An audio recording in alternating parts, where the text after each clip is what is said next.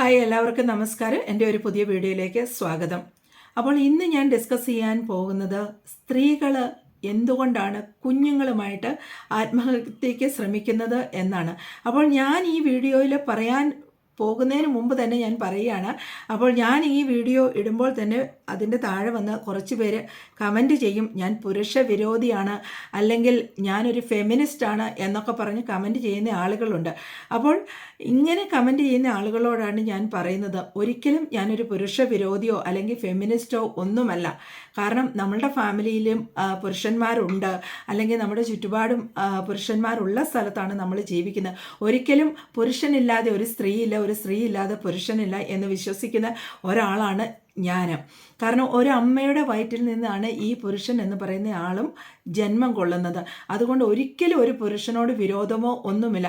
നമ്മുടെ ചുറ്റും കാണുന്ന ഓരോ പ്രശ്നങ്ങളെ ഡിസ്കസ് ചെയ്യുമ്പോൾ അതൊരിക്കലും ഒരു പുരുഷന് വിരോധമായിട്ടുള്ള രീതിയിലല്ല ഞാൻ ചിന്തിക്കുന്നതും അത് സംസാരിക്കുന്നതും. നമ്മുടെ ജീവിതത്തിൽ പ്രതിസന്ധിയും പ്രയാസങ്ങളും ബുദ്ധിമുട്ടുകളും വന്ന് നമുക്കത് മുന്നേറാൻ നിവൃത്തിയില്ല എന്നൊരു ഘട്ടം വരുമ്പോൾ നമ്മൾ മരണത്തിലേക്ക് പോകുവാനായിട്ട് നിശ്ചയിച്ചുറപ്പിക്കുമ്പോൾ എന്തുകൊണ്ടാണ് ഈ കുഞ്ഞുങ്ങളെയും ആ കൂടെ കൊണ്ടുപോകുന്നത് എന്നാണ് എനിക്ക് മനസ്സിലാകാൻ പറ്റാത്ത ഒരു കാര്യം. എനിക്ക് തോന്നുന്നില്ല ആരുടെയെങ്കിലും ജീവിതത്തിൽ അവർ ജനിക്കുന്നത് മുതൽ മരിക്കുന്നത് വരെ വളരെ സ്മൂത്തായിട്ടുള്ള ഒരു ലൈഫിലൂടെയാണ് എല്ലാവരും കടന്നു പോകുന്നതെന്ന് എനിക്കൊരിക്കലും തോന്നുന്നില്ല. എല്ലാവരും ഓരോ സ്റ്റേജിൽ എത്തിക്കഴിയുമ്പോൾ അവരവരുടെ സ്റ്റേബിളായിട്ടുള്ള ഒരു ലൈഫിലേക്ക് പോകുമ്പോൾ നമ്മൾ അവരെ വെച്ച് നമ്മളുടെ ജീവിതം കമ്പയർ ചെയ്യുമ്പോഴാണ് എപ്പോഴും നമുക്ക് ബുദ്ധിമുട്ട് വരുന്നത്. കാരണം അവർക്കൊന്നും യാതൊരു പ്രശ്നവുമില്ല, നമ്മൾക്കാണ് പ്രശ്നം എന്നാണ് പ്രശ്നങ്ങളുള്ള ആളുകൾ ചിന്തിക്കുന്നത്. പക്ഷേ എപ്പോഴും രോഗങ്ങളായിട്ടും ദുരിതങ്ങളായിട്ടും ബുദ്ധിമുട്ടുകളായിട്ടും സഹോദരങ്ങളിൽ നിന്നുള്ള പ്രശ്നങ്ങളായിട്ട് കുടുംബങ്ങളിൽ നിന്ന് പ്രശ്നങ്ങളായിട്ട് അമ്മായിയമ്മ പോര്, ഇങ്ങനെ പലവിധ വിഷയങ്ങളിലൂടെ പലരും മാനസിക സമ്മർദ്ദവും അല്ലെങ്കിൽ പ്രതിസന്ധി അനുഭവിച്ചാണ് മുന്നോട്ട് കടന്നു പോകുന്നത്. അപ്പോൾ ഓരോരോ പ്രശ്നങ്ങളെയും തരണം ചെയ്താണ് ഓരോ ആളുകൾ നിലയിലേക്ക് എത്തുന്നത് എന്ന് നമുക്കറിയാവുന്ന ഒരു കാര്യമാണ്. അപ്പോൾ ഇന്നത്തെ കാലത്ത് ഈ ഒരു ലോകത്ത് നമുക്ക് സ്വന്തം കാലിൽ നിൽക്കാനുള്ള എല്ലാ ഓപ്ഷനും ഇന്ന് നമുക്കുണ്ട്. നമ്മുടെ കുഞ്ഞുങ്ങൾക്ക് ഭക്ഷണം മേടിച്ചു കൊടുക്കാനുള്ള, നമുക്ക് മറ്റു കാര്യങ്ങൾക്കുള്ള പണം സമ്പാദിക്കാൻ പറ്റിയില്ലെങ്കിൽ പോലും നമ്മുടെ കുഞ്ഞുങ്ങൾക്ക് അന്നന്നത്തേക്കുള്ള ഭക്ഷണവും ഫീസിനുമുള്ള ഒരു വഴി കണ്ടെത്തുവാൻ ഏതൊരമ്മയ്ക്കും സാധിക്കും എന്നുള്ളത് തന്നെയാണ് എൻ്റെ ഒരു വിശ്വാസം. കാരണം നമ്മൾ ഹസ്ബൻഡിനെ ഡിപ്പെൻഡ് ചെയ്ത് നമ്മുടെ ലൈഫ് മുന്നോട്ട് കൊണ്ടുപോകുമ്പോൾ നമ്മുടെ കുഞ്ഞുങ്ങൾക്ക് ആ ഒരു ലൈഫ് കിട്ടുന്നില്ല, അല്ലെങ്കിൽ അവർക്ക് ഹസ്ബൻഡിൽ അവരുടെ ഫാദറിൽ നിന്ന് അങ്ങനെ ഒരു കെയർ കിട്ടുന്നില്ല എന്നുള്ള ഒരു സിറ്റുവേഷൻ വരുമ്പോൾ തീർച്ചയായിട്ടും ഒരു അമ്മ എന്നുള്ള നിലയിൽ അതൊരു അമ്മയുടെ റെസ്പോൺസിബിലിറ്റി തന്നെയാണ് കുഞ്ഞുങ്ങളുടെ മുന്നോട്ടുള്ള ജീവിതം എങ്ങനെയെങ്കിലും കരുപ്പിടിപ്പിക്കുക എന്നുള്ള ഒരു കാര്യം. നമ്മൾ എത്രയോ ആളുകളുടെ കഥകളല്ല, എത്രയോ ആളുകളുടെ ജീവിതങ്ങൾ നമ്മൾ നമ്മുടെ നാട്ടിൽ കണ്ടിട്ടുണ്ട്. അമ്മ തന്നെ വളർത്തി വലുതാക്കി എത്രയോ മിടുക്കന്മാരുമായ കുട്ടികളെ പറ്റി അവരുടെ അമ്മ ഭക്ഷണം പോലും കഴിക്കാതെ കുഞ്ഞുങ്ങൾക്ക് ആ ഭക്ഷണത്തിന് വേണ്ടി, അതായത് ജോലിയും വിദ്യാഭ്യാസവും ഒന്നുമില്ലാത്ത അമ്മമാരുടെ കാര്യമാണ്. എത്രയോ പട്ടിണി കിടന്ന് എത്രയോ ദുരിതം അനുഭവിച്ച് അവർ സ്ട്രോങ് ആയിട്ട് അവരുടെ കുഞ്ഞുങ്ങളെ വളർത്തി ഒരു നിലയിലേക്ക് എത്തിച്ചതായിട്ടുള്ള കാര്യങ്ങൾ നമുക്ക് എത്രയോ കാര്യങ്ങൾ അറിയാം. അപ്പോൾ ഇന്നത്തെ തലമുറയിൽ എന്തുകൊണ്ടാണ് ഈ സ്ത്രീകൾക്ക് ഇത്ര ധൈര്യമില്ലാത്തത്, അല്ലെങ്കിൽ ഇത്ര ജീവിതത്തെ ഫേസ് ചെയ്യാനുള്ള ബുദ്ധിമുട്ട് ഇവർക്ക് വരുന്നതിൻ്റെ കാരണം എന്താണ്? നമ്മളുടെ ലൈഫിൽ നമ്മൾ കുഞ്ഞുങ്ങളുമായിട്ട് ജീവിക്കുമ്പോൾ നമുക്ക് പ്രതിസന്ധി വരികയാണെങ്കിൽ തീർച്ചയായിട്ടും ആ ലൈഫിൽ നിന്ന് പുറത്തേക്ക് വരാനുള്ള ആത്മധൈര്യം ഏത് സ്ത്രീകളാണെങ്കിലും എടുക്കണം എന്നുള്ളതാണ് എൻ്റെ ഒരു അഭിപ്രായം. തീർച്ചയായിട്ടും നമുക്ക് മുന്നോട്ട് വഴിയില്ല എന്ന് കാണുമ്പോൾ അവിടെ തന്നെ പിടിച്ച് കടിച്ചു തൂങ്ങി നമ്മൾ ജീവിക്കേണ്ട യാതൊരു കാര്യങ്ങളുമില്ല. കാരണം നമ്മൾക്ക് അവരത് ചെയ്തു തരണം, ഇവരിത് ചെയ്തു തരണം, നമ്മളെ അവർ സപ്പോർട്ട് ചെയ്യണം. അല്ലെങ്കിൽ നമുക്ക് സമാധാനമുള്ള കുടുംബാന്തരീക്ഷം ഇല്ലെങ്കിൽ നമ്മൾ അവിടെ തുടരുന്നതിൽ യാതൊരു അർത്ഥവുമില്ല. ഇപ്പോൾ രണ്ടാമത് നടന്ന കേസാണെങ്കിൽ അമ്മായിയമ്മയുടെ ശല്യമാണ് എന്ന് സോഷ്യൽ മീഡിയയിലെ കമൻസിൽ നിന്ന് മനസ്സിലാക്കുന്നത്. പക്ഷേ പിന്നീടുള്ള ഇൻവെസ്റ്റിഗേഷനിൽ നമുക്ക് പിന്നീട് അറിയാനായിട്ട് സാധിക്കും ഇതെന്താണ് ഇതിൻ്റെ ശരിയായിട്ടുള്ള ഒരു കാര്യമെന്ന്.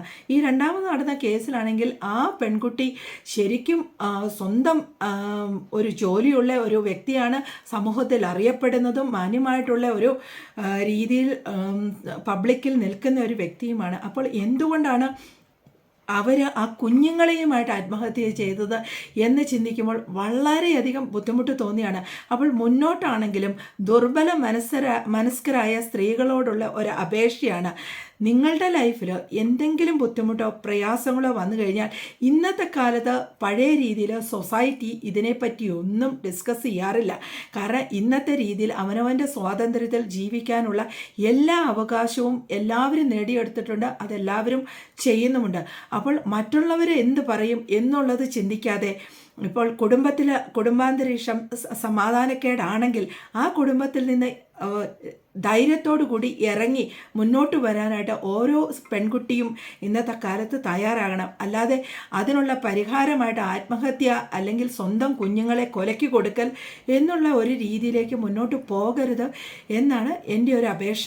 അതുപോലെ തന്നെ നമ്മളുടെ സുഹൃത്തിന് എന്തെങ്കിലും ബുദ്ധിമുട്ടാണെന്ന് നമ്മൾക്ക് ഏകദേശം ഒരു മനസ്സിലാക്കുവാനായിട്ട് സാധിച്ചു കഴിഞ്ഞാൽ അങ്ങോട്ട് നമ്മൾ പോയി അവരോട് സംസാരിക്കാനായിട്ട് മാക്സിമം ശ്രമിക്കുക. ചിലപ്പോൾ അവരെല്ലാം തുറന്നു പറയണമെന്നില്ല.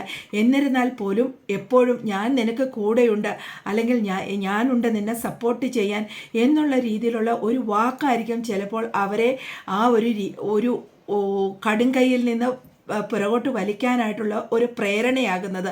അപ്പോൾ എപ്പോഴും നമ്മുടെ ചുറ്റുപാടും ആരെങ്കിലും ദുഃഖത്തിലോ വിഷമത്തിലോ അല്ലെങ്കിൽ പ്രയാസത്തിലോ ജീവിക്കുന്നുണ്ടെങ്കിൽ തീർച്ചയായിട്ടും നമ്മളത് കണ്ടില്ല എന്ന് നടിക്കരുത് എന്നാണ് എനിക്ക് പറയാനുള്ളത്. കാരണം പല ജീവിതങ്ങളും നമ്മളുടെ ചുറ്റും കാണുന്നതെല്ലാം വെച്ച് ഞാൻ പറയുകയാണ്, ആരെങ്കിലും ഇങ്ങനെയൊരു മനസ്ഥിതിയിൽ മുന്നോട്ട് പോകുന്നുണ്ടെങ്കിൽ തീർച്ചയായിട്ടും നിങ്ങളുടെ ഫ്രണ്ട്സിനോടോ അല്ലെങ്കിൽ ഏറ്റവും അടുത്ത ബന്ധുക്കളോടോ നിങ്ങളുടെ ഈ ബുദ്ധിമുട്ടും പ്രയാസങ്ങളും നിങ്ങൾ ഷെയർ ചെയ്യുക.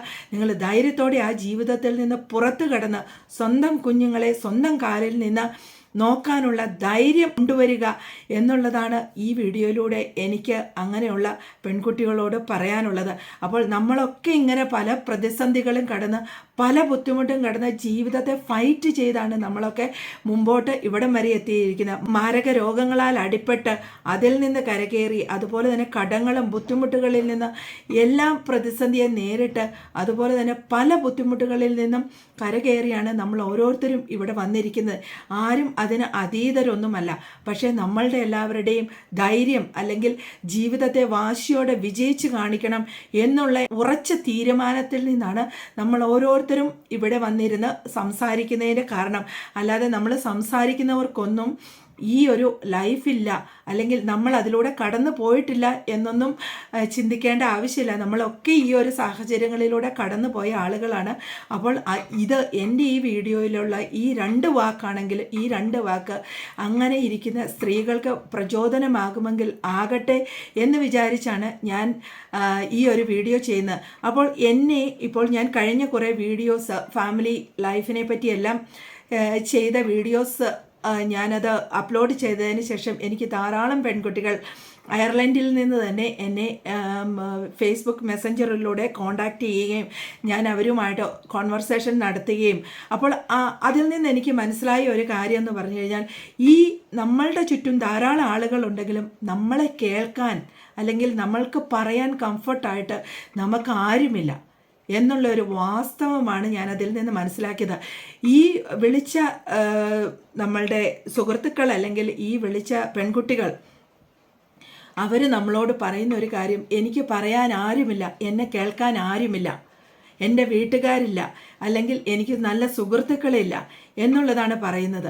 അപ്പോൾ നിങ്ങളുടെ ചുറ്റും ഏതെങ്കിലും ഒരു സുഹൃത്ത് ഏതെങ്കിലും രീതിയിൽ മനപ്രയാസത്തിലോ വിഷമത്തിലോ ബുദ്ധിമുട്ടുകളിലോ ഇരിക്കുന്നുണ്ടെങ്കിൽ നിങ്ങൾ ഒരു മടിയും വിചാരിക്കാതെ അവരോട് ചെന്ന് ഒരു വാക്കെങ്കിലും ചോദിക്കുക. എനിക്ക് എന്തെങ്കിലും സഹായം നിങ്ങൾക്ക് ചെയ്യാനായിട്ട് സാധിക്കുമോ? നിങ്ങൾക്ക് എന്താണ് വിഷമം? എന്നോട് മടിയില്ലെങ്കിൽ തുറന്നു പറയൂ, ഞാൻ നിന്നെ ഹെൽപ്പ് ചെയ്യാം എന്നൊരു വാക്ക് തീർച്ചയായിട്ടും നിങ്ങളുടെ സുഹൃത്തുക്കളോടോ ബന്ധുക്കളോടോ നിങ്ങൾ പറയണം എന്നുള്ളത് തന്നെയാണ് ഒരു അപേക്ഷ. അപ്പോൾ നമ്മളെ കൊണ്ട് ഒരു ജീവിതം രക്ഷിക്കാനായിട്ട് പറ്റുകയാണെങ്കിൽ അത് എത്രയോ മനോഹരമായ എത്രയോ ഒരു നല്ല കാര്യമാണ് നമ്മളെ ജീവിതത്തിൽ അത് ചെയ്യുന്നത്. അപ്പോൾ ആരെങ്കിലും ഇങ്ങനെ വിഷമിച്ച് പ്രയാസപ്പെട്ടിരിക്കുകയാണെങ്കിൽ തീർച്ചയായിട്ടും നിങ്ങൾ നിങ്ങളുടെ സുഹൃത്തുക്കളോട് ഷെയർ ചെയ്യുക. നിങ്ങളുടെ വിശ്വസിക്കാവുന്ന ബന്ധുക്കളോട് നിങ്ങളുടെ ബുദ്ധിമുട്ടുകൾ ഷെയർ ചെയ്യുക. ഇങ്ങനെയൊരു ആത്മഹത്യ എന്നുള്ളത് ജീവിതത്തിൽ ഒന്നിനും ഒരു പരിഹാരമല്ല എന്ന് നിങ്ങൾ വിചാരിക്കുക. ആത്മഹത്യ ചെയ്തു കഴിഞ്ഞാൽ നമ്മൾ ഈ ജീവിതത്തിൽ നിന്ന് ഒളിച്ചോടുകയാണ് ചെയ്യുന്നത്. അപ്പോഴും നിങ്ങൾ ചിന്തിക്കേണ്ട ഒരു കാര്യം, നമ്മൾ എത്ര ബുദ്ധിമുട്ട് വരുമ്പോഴും നമുക്ക് നാളെ ഒരു നല്ലതുണ്ട് എന്നുള്ള പ്രതീക്ഷയോടെ നമ്മൾ എപ്പോഴും ജീവിക്കുക. പ്രതീക്ഷകളാണല്ലോ മനുഷ്യനെ മുന്നോട്ട് നയിക്കാനുള്ള ഏറ്റവും വലിയ കാര്യം. ഒരിക്കലും എപ്പോഴും നമ്മളുടെ ലൈഫ് ഒരേമാതിരി ഇരിക്കില്ല എന്നുള്ള സത്യം മനസ്സിലാക്കുക. എപ്പോഴും നമ്മൾക്ക് മുന്നോട്ട് നല്ലൊരു കാലമുണ്ട്, അല്ലെങ്കിൽ നല്ലൊരു ലൈഫുണ്ട്. നമ്മുടെ കുഞ്ഞുങ്ങൾ വളർന്നു വന്ന് അവർക്ക് നല്ലൊരു ജീവിതം കിട്ടും. അതിൽ നിന്ന് നമ്മളുടെ ഭാവിയും നല്ലതാകും എന്നുള്ള പ്രതീക്ഷയോടെ മുന്നോട്ട് പോകുക. എൻ്റെ ചുറ്റുമുള്ള അല്ലെങ്കിൽ എന്നെ ഈ ശ്രദ്ധിക്കുന്ന എല്ലാ പെൺകുട്ടികളോടുമുള്ള ഒരു അപേക്ഷയാണ്, നിങ്ങൾക്ക് എന്ത് ബുദ്ധിമുട്ടുണ്ടെങ്കിലും ആത്മഹത്യക്ക് ശ്രമിക്കരുത് എന്നുള്ള ഒരു കാര്യമാണ് ഞാൻ ഈ വീഡിയോയിലൂടെ പറയുന്നത്. അപ്പോൾ ഈ ഒരു വീഡിയോ കുറച്ചെങ്കിലും ആളുകൾക്ക് പ്രയോജനമായി എന്ന് ഞാൻ വിശ്വസിക്കുന്നു. അപ്പോൾ മറ്റൊരു വീഡിയോയിൽ കാണും വരെയും ബൈ.